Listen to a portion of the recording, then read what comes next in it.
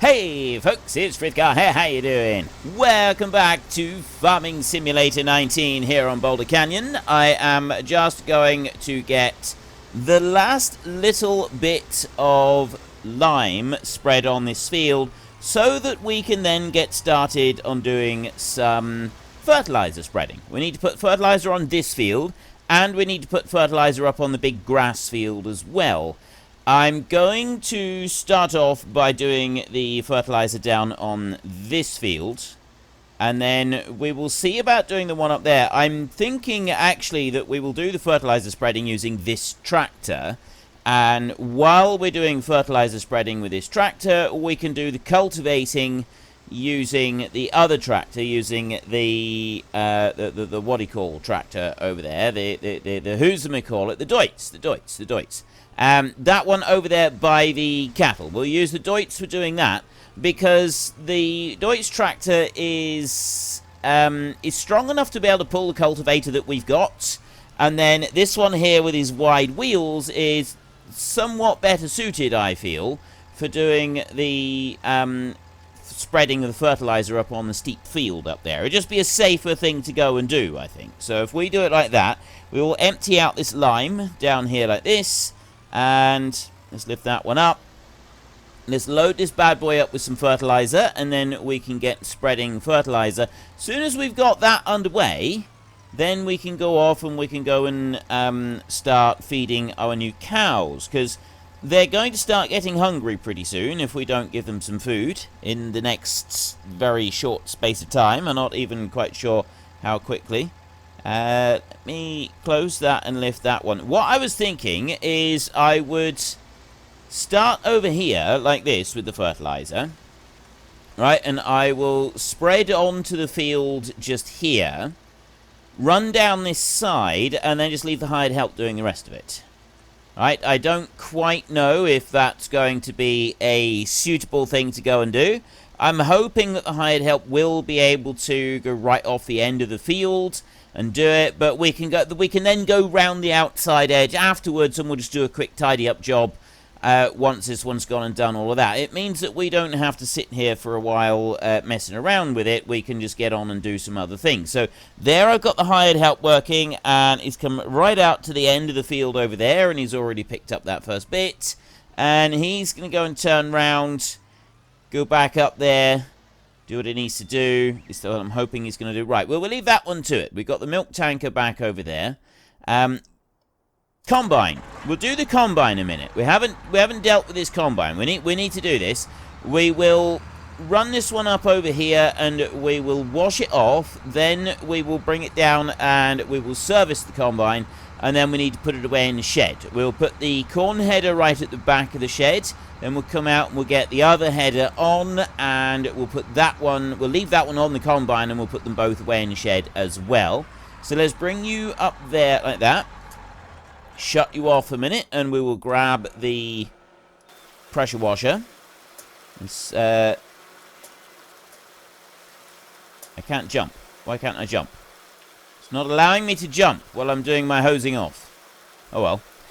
We will quickly hose down the Case International Axial Flow 1660 right there. And we will also do the Z Corn Champion. Okay. I've never personally heard of one of these, but then I've never personally had anything to do with harvesting corn in real life, with the harvesting maize. Yeah, the only thing I've ever had to do with harvesting maize is doing maize silage, and I haven't done very much of that. I've been involved with doing a little time. I think I maybe did it once. I've done lots of grass silage, but I've never actually done corn silage, apart from I think I did it once in real life. Even then, I'm not 100%. Yeah, I did. I did do it for a little bit. I did it once, and it was only like for a few hours while I was filling in for someone else. Because the person I worked for, I did loads and loads of grass silage, and they did do lots of maize silage. It's just that I was doing a different job, and I just happened to be going by, and I filled in for someone for a couple of hours, and ran backwards and forwards with a trailer, and then I was off again. I didn't have anything more to do with it. That was the full extent of my career in silaging corn. That was it. That's all I've done. So let's lower you down over here like this, and we will unhitch that one there. Okay, I wasn't expecting it to sort of expel it like that, to eject the thing and launch it. I wasn't quite expecting that. When we go back to refill our fertilizer spreader, don't let me forget that we've got that fertilizer right there. I need you to sort of think through time and space, and imagine that I can still actually hear you. And that we do need to make sure that we get that little bit of fertilizer right there, and we put it into our fertilizer spreader. We don't want to leave that and forget about it, because otherwise it will get damp, and then it will go hard like a lump of concrete, and you really, really don't want that. Right, we can leave you just there. That will be absolutely fine. And... are you... oh, he is. He is actually able to do a turning around. He's doing the job all right. He's going to spray us all with fertilizer. I suspect I'm going to have to help him out a little bit here. I got a sneaky suspicion. We've gone and left a little patch over there. That bit in the middle... yeah, I knew he would. I absolutely knew he would. He's coming up too close to the stone here. Decided that he wasn't going to do any more at all and just give up. So we need to take it on past the stone and then press H again and allow it to carry on. Right, so he'll go on and do the rest of this. At least I'm hoping he will. And we've put the combine away now. So next on our list, we need to start feeding some animals. Now, first thing that we will do is we'll run down here. We'll change this bucket out, and then we'll go and get 3 bales of hay. We'll bring those back, and we'll drop them into the sheep. I think 3 should be enough. Actually, let's check our sheep a minute.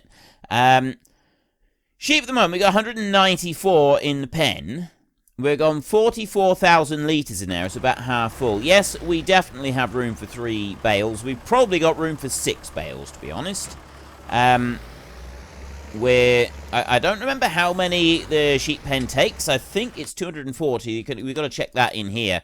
Animal pens, cow pasture, horse, pig, large sheep there. 250. Right, we're not far off of getting all of the... oops. You know, it would help if I actually went and put on the grab, so that I'm not using the bale spike. I know that we've got a bale spike there that we could use. Actually, let's use the bale spike. I always put the other one on, but technically we ought to be using the bale spike for this, because it is bales that we're going to go and pick up.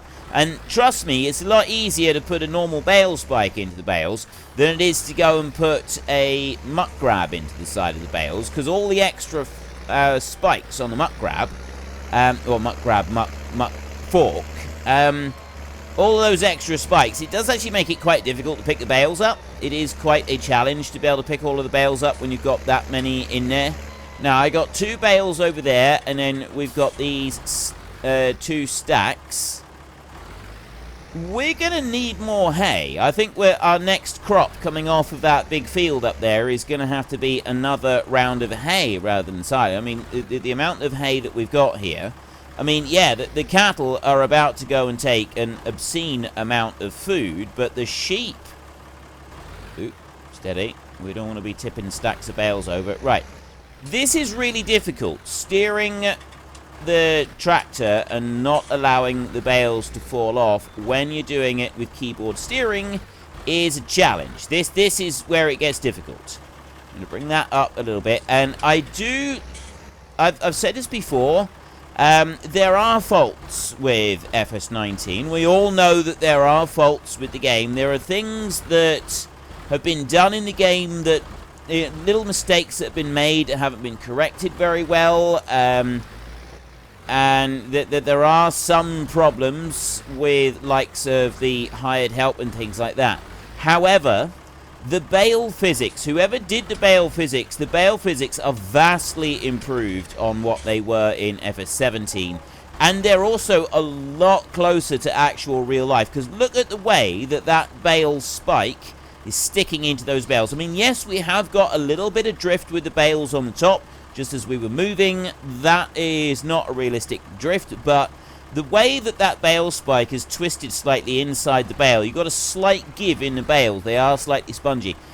That is real life. That is really good. And the way that bale sort of picked up then as well when the top two were taken off of it. There are some really good improvements on the overall quality on there. So we've gone and dumped 3 bales in. It's taken us up to 68,000 litres. We're going to go and get another 3 bales now, and we'll put them in for the sheep as well. And we're waiting on another 55 sheep, and then that pen will be 100% full with sheep. So we will have got 1 pen done. The chickens, they're full as well. You know what? I'm not going to get 3 bales. I'm going to get those 2 that are sticking over there. And that will be enough to keep us going on with for now. We won't need to worry about them for a little while. There's 6 days worth of food that we're able to put in. So we grab that one there like that. And carrying 2 bales is a lot easier than trying to carry 3. Because the bottom, the top bale there rests against the bale spike a little bit, along with the bottom bale as well. So it is a lot easier carrying 2. Trying to get 3, that's when things get complicated. So we'll dump you in there as well, like that. Let's have a look. How are we doing now? Probably fit in 1 more, but I'm not going to worry about that. I am going to jump out here, and we're just going to turn the water tap on like that. There we go. Just top up that water trough for the sheep, and then they have got everything that they want to have in there. I'm going to put that one like that. This whole argument about the safe way to drive around with a bale spike, this is one that we can have until the end of time, because some people will say that this is really dangerous. You shouldn't have it like that. It should be low to the ground. Some people will say that the bale spike should perhaps be pointing up in the air when you're doing it like that. It's a difficult one. It's actually a difficult one to be 100% sure which is perfectly safe. I mean, to be honest, the safest possible way that you could have your bale spike is detached from there and sat on a trailer being pulled along behind you. That would be the safest way to do it. That would be the safest way to leave your bale spike.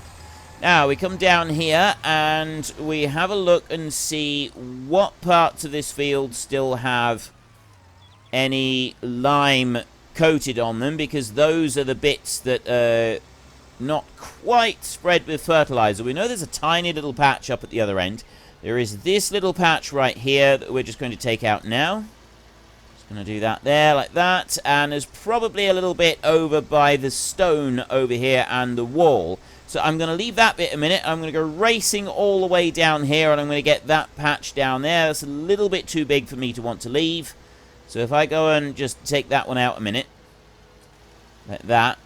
There we go, without flipping the tractor upside down like we did previously. That would be absolutely wonderful. Then we will go round to this side of the stone, and we will get this bit. Then we will remember to go and get that bit of fertilizer that we've got left in that bag down by the side over there. We will load that into the spreader, as well as loading up a bit more. Let's just stop you a second and back up here. There's a little tiny bit that I've left. I'm going to get that bit there. And there, like that. And then we can just tidy up this top end up here that we haven't quite done with fertilizer. And then we need to go and do the grass field. So what I'm going to do with the grass field is I am actually going to drive all the way around the outside. Still haven't fed the cows yet. No, I didn't just ram into our lime tower right there. That was a figment of your imagination. Absolutely, it's a figment of your imagination. You didn't see it at all. You saw nothing. You see nothing here. Nothing at all. Nothing to be seen. Let me just lower you down there a minute, like that, and load in that bit of fertilizer there. We will just go and top up the fertilizer. We're not going to need a full spreader. I don't think we will need a full spreader. I think we've got enough. The 2.5 tons in here, I think, is probably enough to do the field up there, but I'm going to load it right up anyway. Let's just back you down like that there, and then load it back up to the top. Right, so we've now got just over 3 tons of fertilizer in this bad boy here. And what happened there? Wait a minute. Did I? Oh, I know what happened there. I got a little button on top of my mouse that increases or decreases the sensitivity of the mouse. And without realizing, I accidentally knocked the button just then. So I was wondering why. I was turning my mouse, and the screen wasn't like moving around like it should. And I was getting very confused. Now, it would have been better if we could have gotten one coat of fertilizer on this field last night before we went to sleep, because that would have meant that, you know, we put the fertilizer on straight after cutting, and then it would have given like, for real life, you want to try and get that first coat of fertilizer on as quickly as possible. We need to get 2 coats of fertilizer on for purposes of playing the... Oh, wait, don't we? Do we? Hang on. Hang on, let's have a look. Is it 2 coats? Soil composite? No, it's only the one. I always forget about this. We are in... we're not using seasons. We don't need 3 coats of fertilizer, we only need 2. 2 coats I can cope with. 2 coats we can do. We will run round the field, all the way round. So we've only got to put 1 on. Because we're doing grass, you don't need to do as much fertilizing as you do when you do crops. And so the way that they simulate that in-game is they allow you to do... they get, basically, if you mow grass, you get 1 coat of fertilizer where you've cut the grass completely for free. You don't have to worry about it. Now, I'm coming along straight along here to make it easier for our hired help in a little while. That's all we're doing there. We'll just make it easier for the hired help and hopefully keep that in a reasonably straight line along there. Although I probably didn't do it in quite the right straight line. He's probably going to have something to complain about. We will leave that there for a second and go once around the stone. And put that one on there.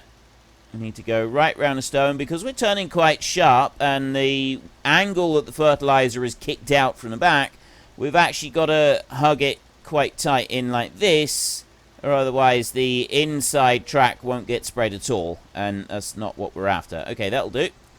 Take that bit onto there. Now I can come back over this side and continue on going around the field, and then once I've done that, we can head where we don't need to head anywhere. Once I've gone and done once around the field, we'll put the hired help going in here, and we can leave that one to go and spread the rest of the fertilizer on the field, and then when he is done, we can go and have this tractor then and get going with the cultivating. Although at the moment, I was thinking that we could put the cultivator on the other tractor, and we could start it doing the cultivating in the field, because we need to keep that field going. We want to try and keep our tractors moving, and then do the feeding of the cattle in a little while once we've got this one once this one is finished doing all of the fertilizer spreading up here. Then put this one onto the cultivator and start the other tractor going. But the more I think about that, it doesn't seem like it's going to be a particularly productive idea.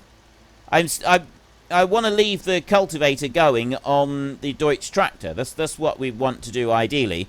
But I need to get food in for the cows. So we'll feed the cows first. We'll feed the cows first, and then I can put the cultivator on the Deutsch tractor, and then this one, once it's done with the fertilizer spreading, it can jump down, and we can put the seed drill straight onto this one, and we can start planting the canola in that field right there to our left.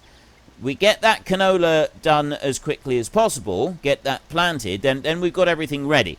The grass here is going to be ready to cut quite a time before the canola is ready to be harvested, I suspect. We're starting to go out of sync with the fields now, but you've got to remember, in real life, the time it takes you to grow and harvest 1 crop of wheat, you can actually grow and harvest 3 rounds of grass, depending on where you are in the world, of course. Some places it's a little bit different. Some places it'd be 2 rounds of grass, and some places only 1. It does depend on your rainfall. In particularly dry areas, I've been led to believe that you do actually only get 1 cut of grass a year. Where I'm from, it's quite common to get 3 cuts of grass. Although the last cut of grass of the year, you have 1 around May, you have 1 sort of June, July time, and well, late June, mid-July sort of thing. And you have another cut of grass in September. The September grass is always poorer quality.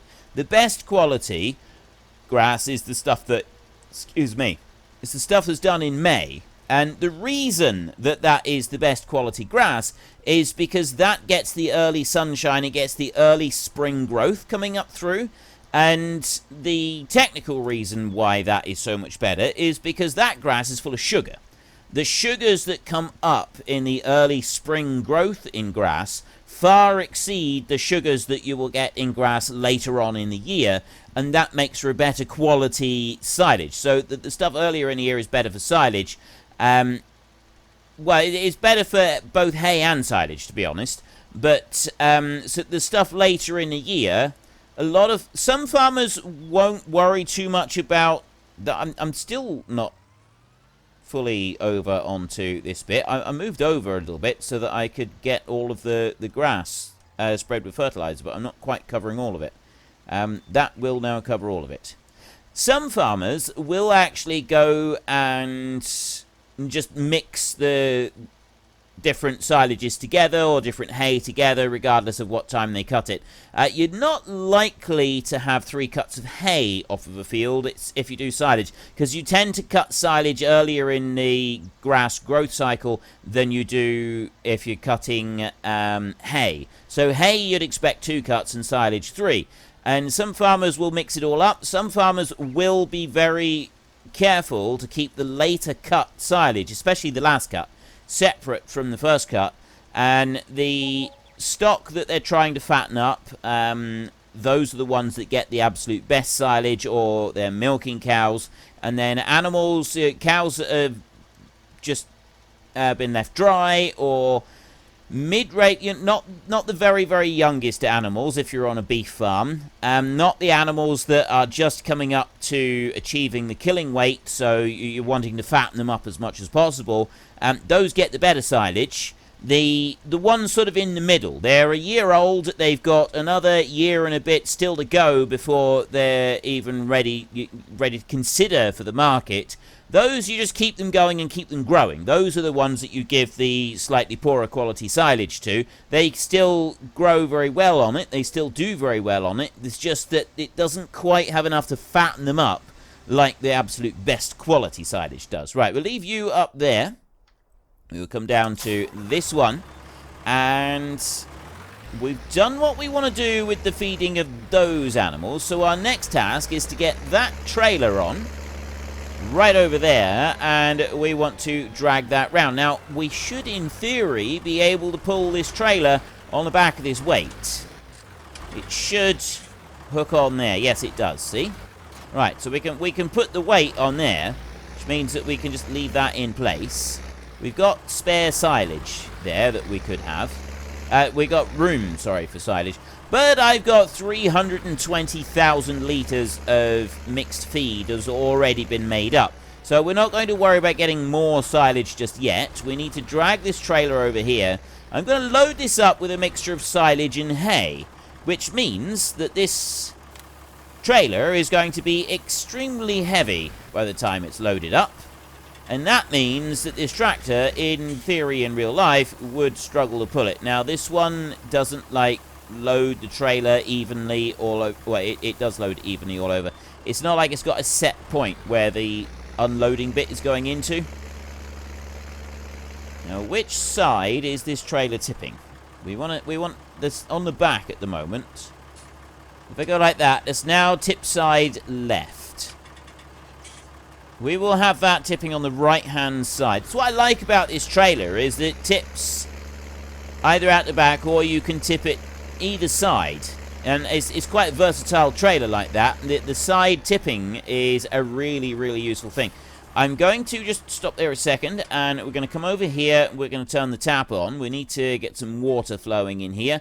We've got straw over there that we need to put in for the cows as well. If we go and have a look at these bad boys down here, they've not got very much straw. Water is now pouring in at a steady rate of knots. Fortunately, we don't have to pay for that water. Otherwise, we would not be able to afford it. We would be very quickly going into debt. We've got $13,000 left, which should be enough for fertilizer and seed for planting our field. Tip that out there. Look at that. Excellent. There is the first 32,400 litres of mixed ration going in for our 86 cows. And as you can see from here, it's making almost no difference whatsoever to the total amount that we've got in here. It's not doing too bad, I suppose. It's not doing too bad. We got 45,000 litres in there. I reckon we're going to need another 6 trailer loads before this is full. And we've only got 86 cows in here. This pen, this entire pen, it's 200 cows, isn't it? Isn't it a full pen, 200 cows? Cow pasture, large cow, 200, yeah. 200 cow. We haven't even got half the cows in here yet. And the idea of this series is that I'm supposed to have 200 cows, but I've also got to have the pen completely full at the end of it. That's the whole thing, is that I've got to have it completely full of food. I don't need to fill it up with silage and grass as well, because those aren't actually being eaten. If we've got mixed rations in there, they're not going to be eating the other stuff. How are you blocked? Helper I is blocked by... What are you blocked with?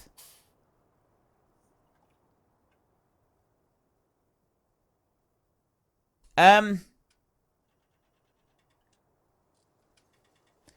trying to think of any possible reason Helper I could have for going across the field, turning round and driving down there. And I am fresh out of ideas.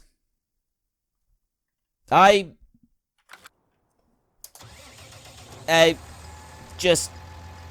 anyone care to shed some light on this? What possible reason could you have had for doing that? Of course he's been fired. It goes without saying that the moron has just been fired. We don't tolerate that kind of idiocy on our farm. But what possible reason what could have been running through his mind as he felt that the right course of action was not to turn round in the field, but to drive all the way to the bottom edge of the field and drive up against the fence down there and then say that he was finished? I'm just trying to fathom, just trying to understand the thought processes behind the morons that I'm employing here, and I gotta be honest, I'm struggling.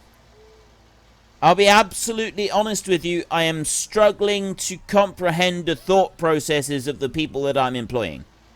It's like I'm peering into some sort of mystical crystal ball that looks at foreign lands, and I have no concept or understanding of their strange and bizarre customs.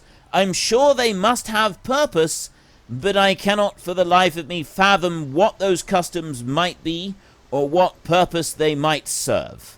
That is kind of the state that I'm in at the moment when it comes to trying to fathom some sort of understanding for my hired help.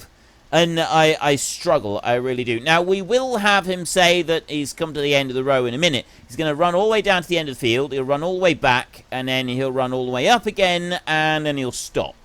At least I'm fairly sure he will. As long as he doesn't end up at the bottom of the hill again, I think we'll be doing all right. So let's go back to our doits over here. We've got our second load. And this is why we needed to be doing a bit of feeding. I suppose we could do some more of this later on. If we get this trailer load in and have that tipped in for the cows, they've at least got some food in there that will keep them going. We will then take off the front loader. We will take off the back weight as well. We'll run round over to the straw blower over there, and we'll dump those bales in. I want to tip you out like that. That's what we want to do. We'll run over to the straw blower. We'll tip all the bales out that are in the straw blower. We'll blow them in for the cattle as well, and that should keep us going for just a little bit. Chickens could do a little bit of grain soon, but they're doing all right. See, yeah, we've got 10,000 litres of straw in there. We got plenty of room for a lot more straw. That one is tipped all the way out now. That puts us up to 77,000 litres of total mixed ration. We need more trailer loads, but we've got enough trailer load in there at the moment to keep them going just for now. So we don't need to get loads more. But what I'm going to do is I'm going to bring this trailer out over this way. I will park it underneath the spout so that we can load another load of mixed ration in there.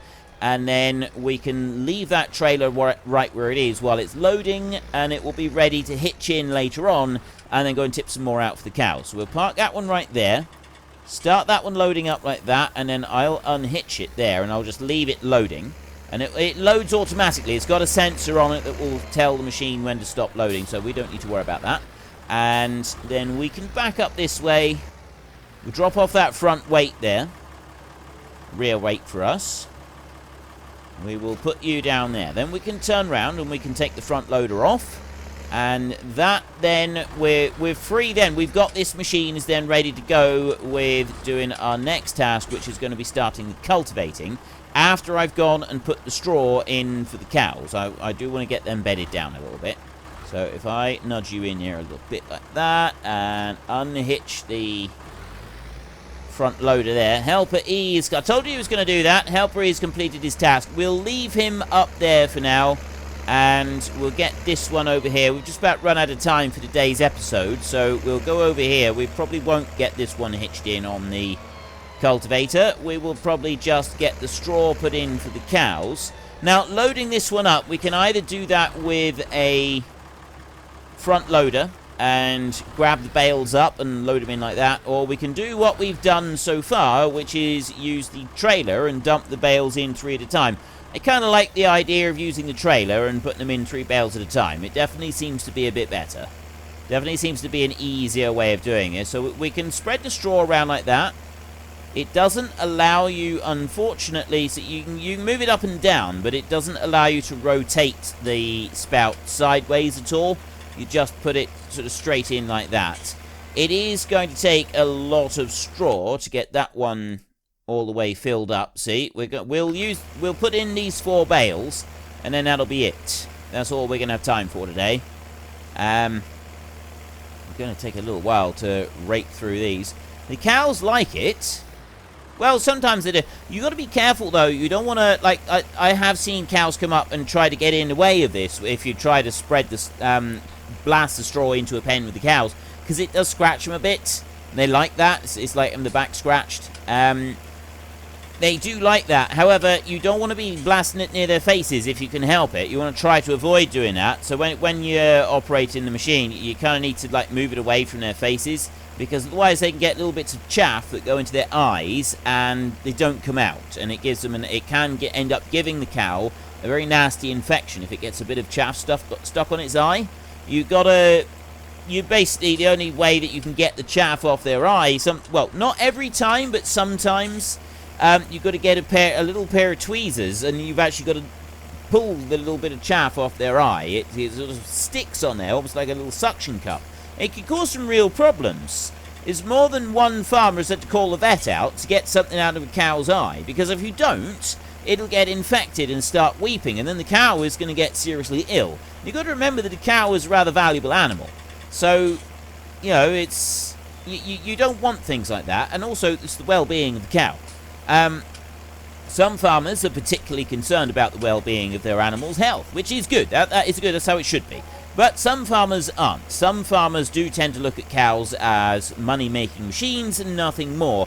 And if they don't think that a health problem is going to impact on profit, then they'll leave it. But if a cow gets something in their eye, that will impact on profit. So, regardless of the farmer's actual intentions at heart, they will get the vet out if they can't get something out of the cow's eye themselves. Now, we've just got to put 4 bales in there. This one's almost done now. 4 full bales. Now, we've got 8,000 litre bales. We're very compact bales around here.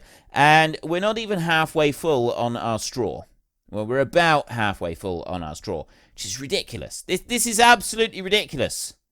The amount of food and straw and stuff that we're going to need to be able to keep these cows going is utterly ridiculous.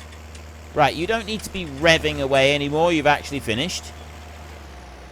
I need to just press the I button there. Stops it again. And I do like that it's got the full animation in. It's Excuse me. I do like it's got the full animation in here. It does look really good. So we've got some straw in there. We've got some food in for the cows. We've got enough to keep them happy at the moment. We don't need to worry about them for a little while. That means that we can get over and we can get the cultivator out of the shed. That's going to be easier said than done. We've got stuff in front of it. But we'll be doing that in tomorrow's episode. If you've enjoyed this episode, then please hit down below and give us a like. And if you really enjoyed it, then please tell your friends all about me. Get them to come watch as well. That would be awesome. And until next time, thank you very much for watching.